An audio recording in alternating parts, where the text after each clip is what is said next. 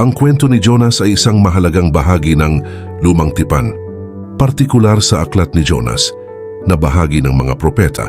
Ito ay isang kwento tungkol sa pagsunod, awa ng Diyos at pagbabago ng puso. Nakasentro ito sa isang propetang ipinadala ng Diyos upang magdala ng mensahe ng babala sa isang makasalanang lungsod. Narito ang buod at paliwanag ng buong kwento. Buod ng kwento ni Jonas, Kabanata 8. Si Jonas ay tinawag ng Diyos upang pumunta sa lungsod ng Nineveh, isang napakalaking lungsod na puno ng kasamaan, upang ipahayag ang mensahe ng paghatol ng Diyos. Ngunit sa halip na sundin ang utos ng Diyos, sumakay si Jonas ng barko patungo sa ibang direksyon patungong Tarsis upang takasan ang tawag ng Diyos. Habang nasa laot, nagpadala ang Diyos ng malakas na bagyo na halos sumira sa barko. Ang mga tripulante ay natakot at hinanap ang dahilan ng bagyo. Natuklasan nila na si Jonas ang dahilan dahil inamin niyang siya ay tumatakas mula sa Diyos. Kaya't sa kanyang kahilingan, itinapon nila si Jonas sa dagat at humupa ang bagyo. Kabanata 2. Nang maitapon si Jonas sa dagat, nilunok siya ng isang malaking isda kung saan siya nanatili ng 3 araw at 3 gabi.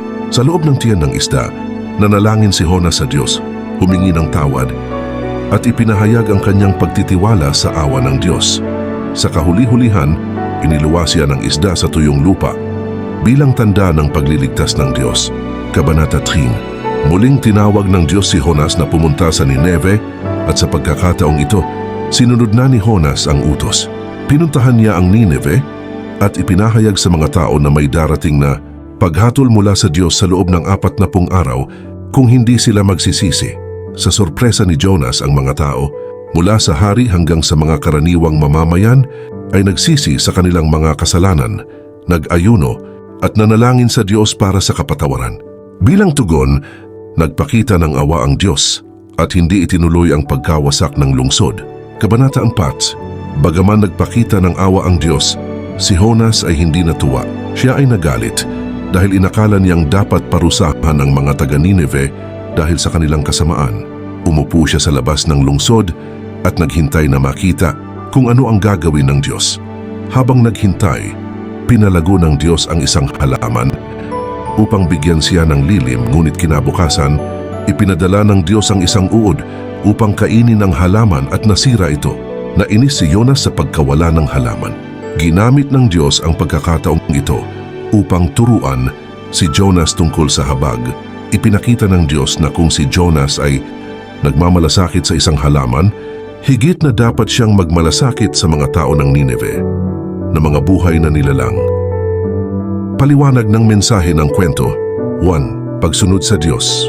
Si Jonas ay isang propeta na unang tumangging, sumunod sa utos ng Diyos. Itinuro sa atin ng kanyang karanasan na hindi maiiwasan ang kalooban ng Diyos at may mga espiritual at pisikal na kahihinatnan sa pagtanggi sa Kanya. Ang bagyo at ang malaking isda ay simbolo ng disiplina ng Diyos, ngunit sa parehong panahon, ang awa niya na nagligtas kay Jonas. 2. Pagsisisi at pagbabago ng puso. Ang mga taga Nineveh na kilala sa kanilang kasamaan ay nagpakita ng pagsisisi sa kanilang mga kasalanan. Ang tugon ng Diyos sa kanilang pagsisisi ay nagpapakita na bukas ang kanyang awa sa lahat, kahit sa mga pinakamasama, basta't sila'y tunay na magsisisi. 3. Ang awa at habag ng Diyos. Isa sa pinakamahalagang aral sa kwento ay ang walang hangganang habag ng Diyos. Kahit na si Jonas ay tumakas at kahit na ang mga taga Nineveh ay makasalanan, patuloy na nagpakita ang Diyos ng kabutihan sa kanila. Higit na mahalaga ang kaligtasan ng mga tao kaysa sa pagkamuhi o kagustuhang magparusa. Fact.